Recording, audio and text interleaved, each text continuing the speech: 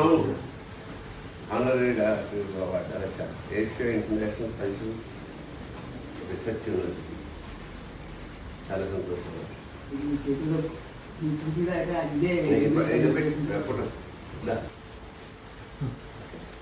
రాయకూడదు అంటే మా మేనమామ వాళ్ళ ఊరు అనమాట. శివుడు లోకమ్ములేలగలడు, కోరితే శోకమ్ము బాపగలడు.